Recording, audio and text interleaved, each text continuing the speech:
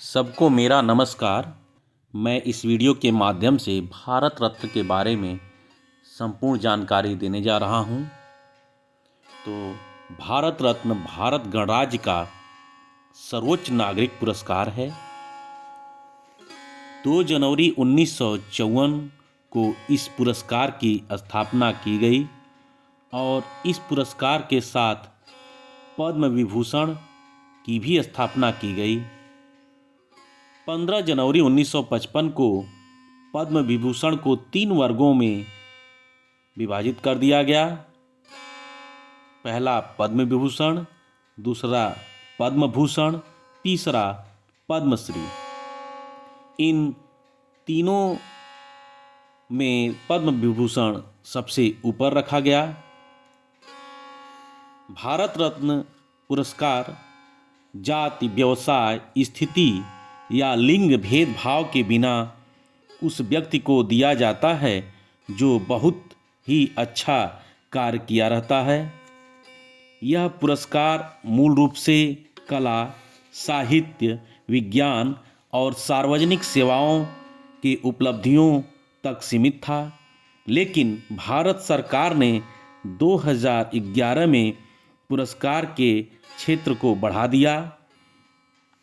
भारत रत्न की सिफारिश प्रधानमंत्री द्वारा किया जाता है, लेकिन राष्ट्रपति द्वारा दिया जाता है। भारत रत्न के पहले प्राप्तकर्ता भारत संघ के पूर्व गवर्नर जनरल सी राजगोपालाचारी थे। पूर्व राष्ट्रपति सर्वपल्ली राधाकृष्णन और भारतीय भौतिक विज्ञानी सीवी रमन जी भी थे, जिन्हें 1954 में सम्मानित किया गया था। अब तक यह पुरस्कार 53 व्यक्तियों को दिया गया है, जिनमें 18 लोगों को मरणोपरांत सम्मानित किया गया था।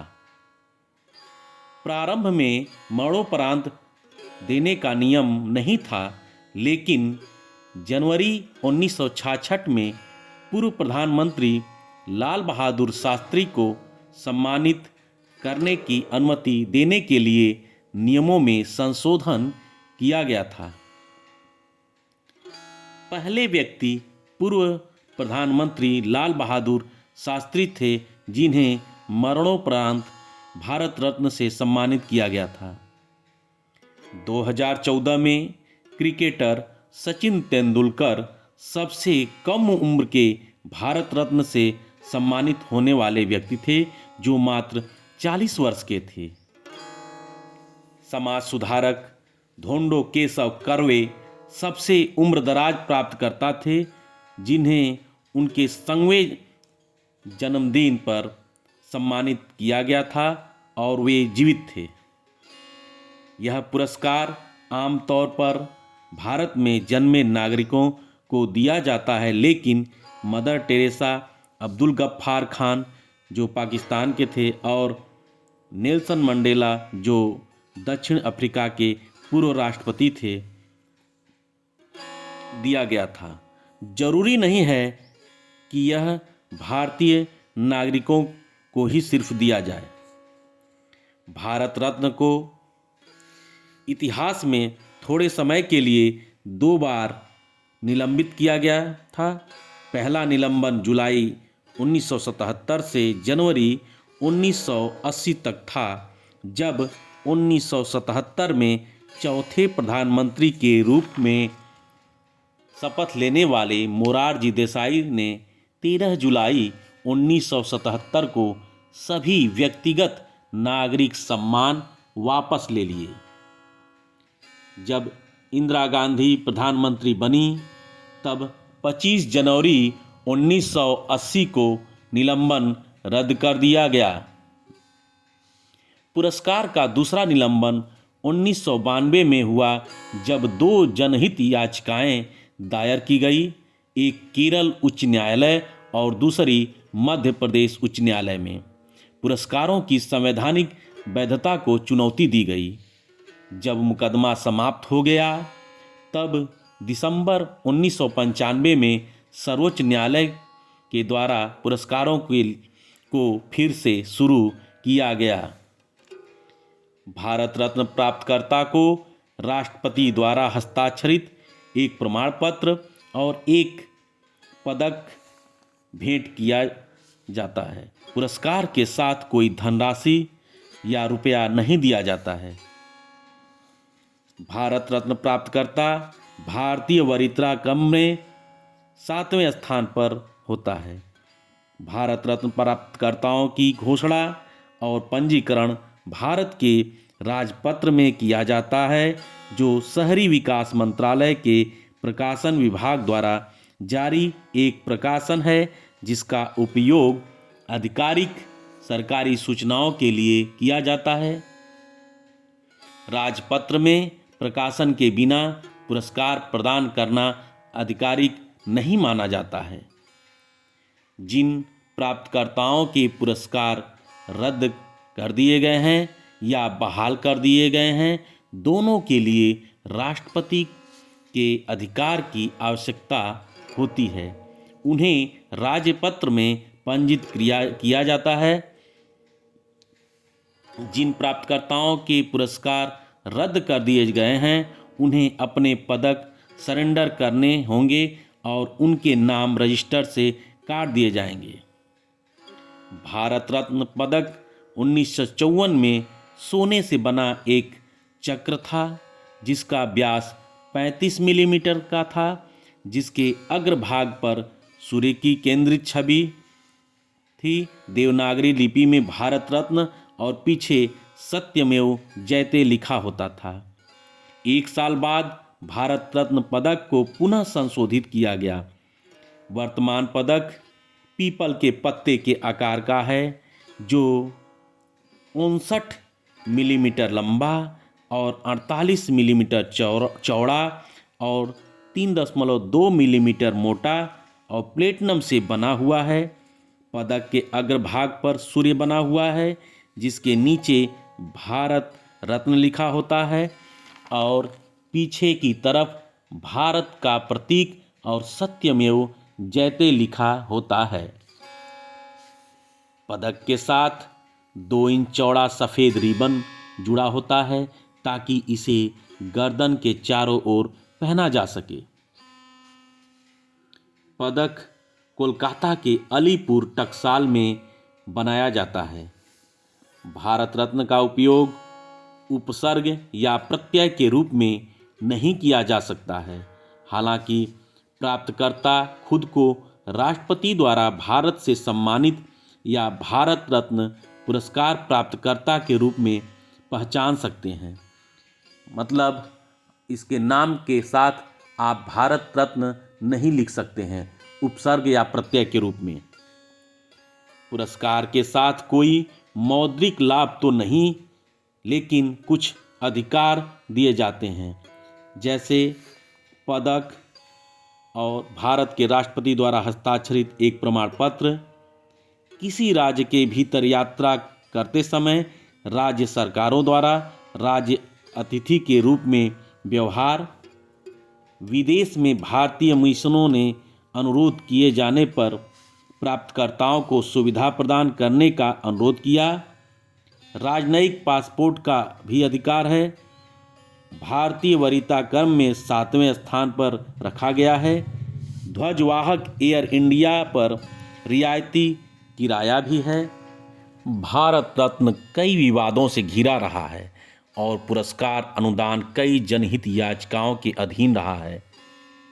23 जनवरी 1992 को राष्ट्रपति सचिवालय द्वारा सुभाष चंद्र बोस को मरणोपरांत पुरस्कार प्रदान करने के लिए एक प्रेस विज्ञप्ति प्रकाशित की गई थी।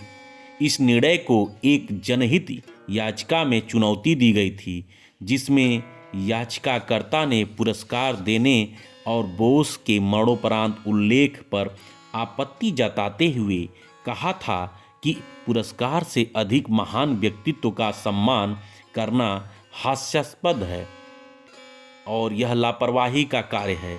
ऐसे व्यक्ति को अतीत और भविष्य के प्राप्तकर्ताओं के साथ वर्गीकृत करना। इस बात का भी विरोध किया गया कि बोस को यह पुरस्कार मरणोपरांत नहीं दिया जा सकता, क्योंकि सरकार ने आधिकारिक तौर पर 18 अगस्त 1945 को उनकी मृत्यु को स्वीकार नहीं किया था। याचिकाकर्ता ने एकत्र की गई जानकारी के आधार पर 18 अगस्त 1945 से आज तक बोस के ठिकाने का अनुरोध किया था। 1956 शाहनवाज समिति और 1970 खोसला आयोग बोस के परिवार ने भी पुरस्कार लेने से इनकार कर दिया।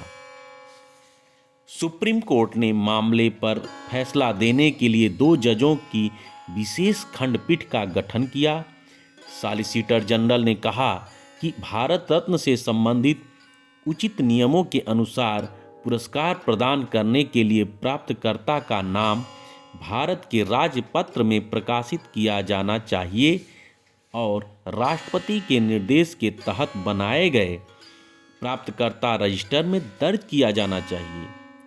यह नोट किया गया कि केवल प्रेस विज्ञप्ति द्वारा एक घोषणा की गई थी, लेकिन सरकार ने राजपत्र में नाम प्रकाशित करके और राष्ट्रपति द्वारा सनद प्रदान किए बिना रजिस्टर में नाम दर्ज करके पुरस्कार प्रदान करने के लिए आगे नहीं बढ़ाया था।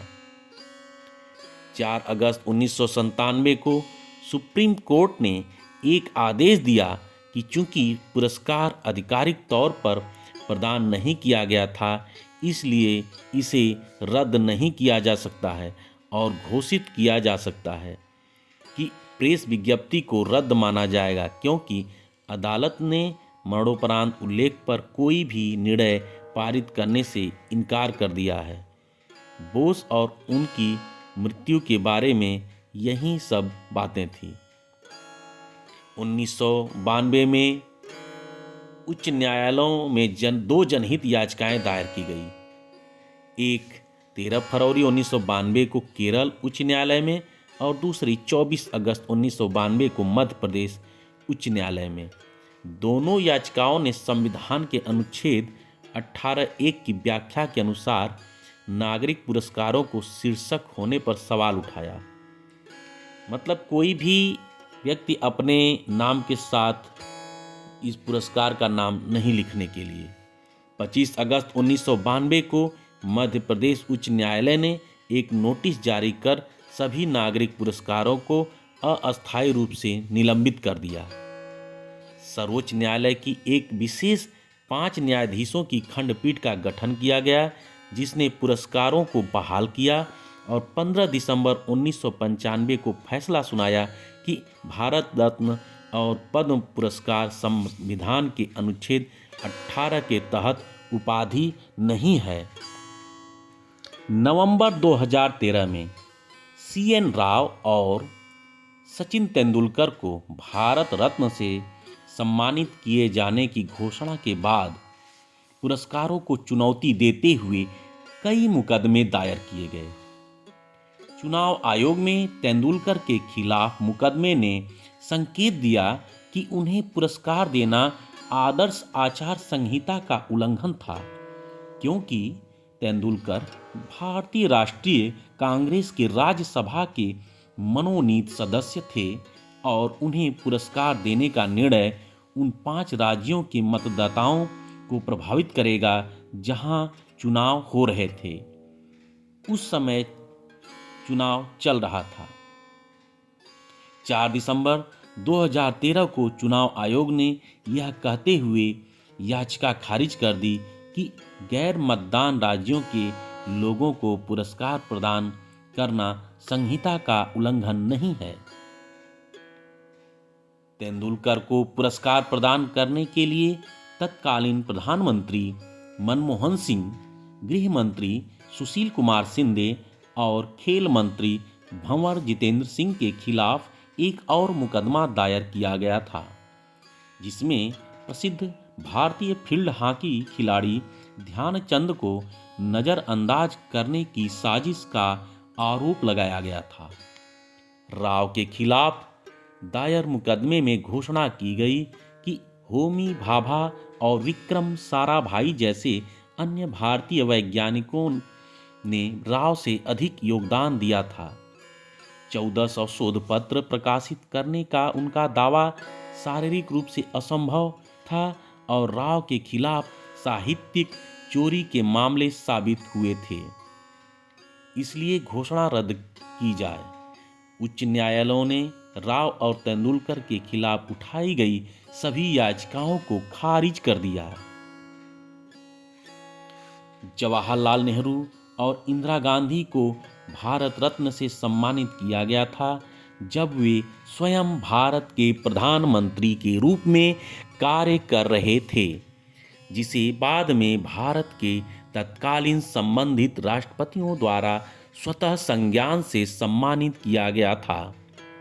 1977 में तत्कालीन प्रधानमंत्री इंदिरा गांधी द्वारा तमिलनाडु के पूर्व मुख्यमंत्री के कामराज को मरणोपरांत सम्मानित करने के निर्णय की आलोचना की गई थी,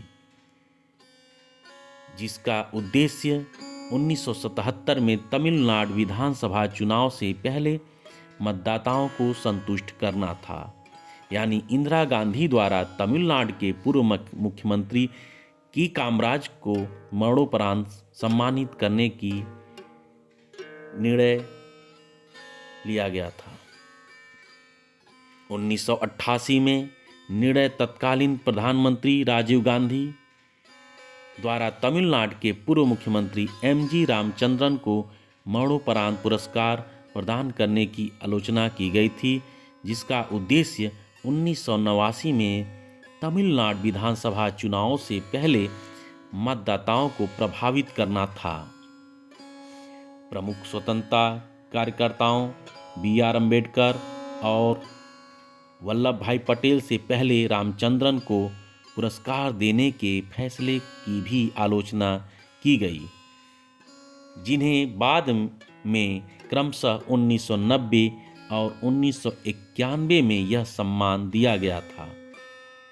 बाद में जाहिर तौर पर दलित मतदाताओं को खुश करने के लिए बी.आर. अम्बेडकर को मरणोपरांत सम्मानित करने के लिए तत्कालीन प्रधानमंत्री वी.पी. सिंह की आलोचना की गई थी।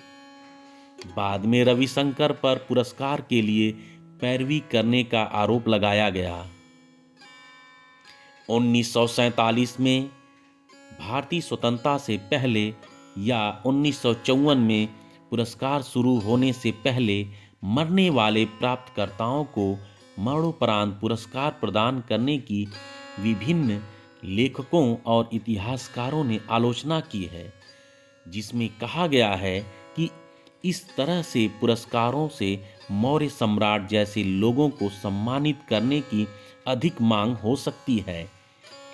अशोक, मुगल सम्राट अकबर, मराठा सम्राट शिवाजी, कवि रविन्द्रनाथ टैगोर, हिंदू अध्यात्मवादी स्वामी विवेकानंद, स्वतंत्रता कार्यकर्ता बाल गंगाधर तिलक और राष्ट्रपिता महात्मा गांधी के लिए पुरस्कार की मांग होने लगी। 1991 में सरदार पटेल की 1950 में मृत्यु के 41 साल बाद उन्हें यह पुरस्कार देने के लिए तत्कालीन प्रधानमंत्री पी.वी. नरसिम्हा राव की आलोचना की गई थी और 1992 में सुभाष चंद्र बोस पर, जिनकी कथित तौर पर उनकी 1945 में मृत्यु हो गई।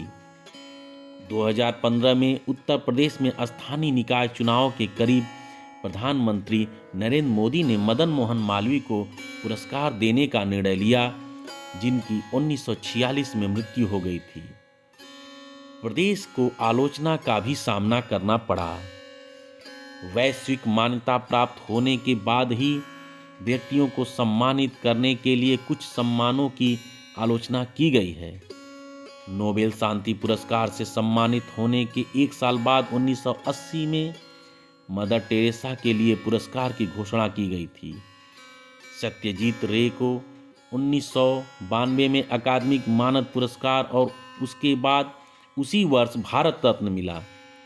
1998 में आर्थिक विज्ञान में नोबेल मेमोरियल पुरस्कार के एक साल बाद 1999 में अमर्त्य सेन को भारत रत्न से सम्मानित किया गया।